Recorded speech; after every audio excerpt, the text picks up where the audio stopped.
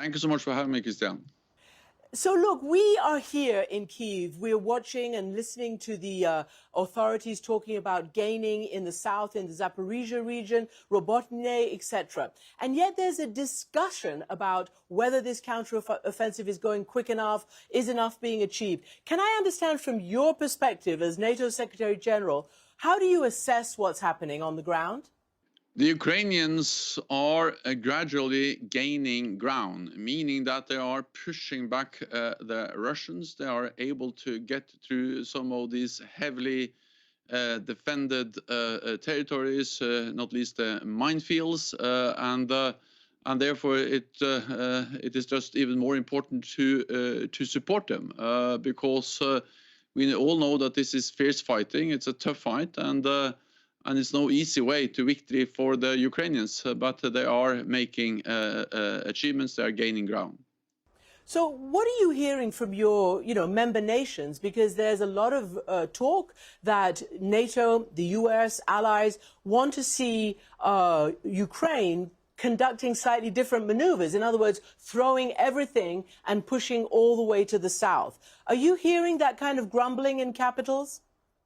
There's a constant dialogue going on between the NATO allies, and of course also a dialogue with Ukraine. And NATO allies are delivering unprecedented level of military support, also training, and allies are also advising. But at the end of the day, it has to be the Ukrainians, the commanders on the battlefield, that are making those difficult and tough decisions. What we have seen is that Ukrainians have exceeded expectations again and again. We have to remember where the whole thing started last year with the full-fledged invasion by Russia into Ukraine. Then experts believe that Ukraine will only last for a few days or a few weeks. Now they have liberated the north around Kiev, the east around Kharkiv, and a lot of territory in the southern Kherson, and now they're making even more gains. So we need to trust them. We advise, we help, we support. But at the end of the day, this is the Ukrainians that has to make those decisions.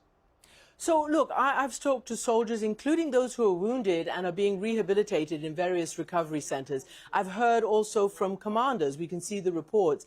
And they say they're very grateful, obviously, for everything that they've got. But, for instance, General Zaluzhny, who's the wartime battlefield commander, has said no army would be able to push so rapidly and so intensely on the ground without first having air superiority or even air supremacy.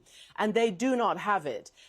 Do you believe that they, are they going to get it in time? We understand the F-16s from Norway, from Denmark, from the Netherlands may be coming, but not in time for this offensive, this counteroffensive. NATO allies have delivered a lot of capabilities that also help them to control their airspace. Advanced air defense systems, which have proven extremely effective, not least because the Ukrainians are very skillful in operating these systems, but also drones and also long-range cruise missiles.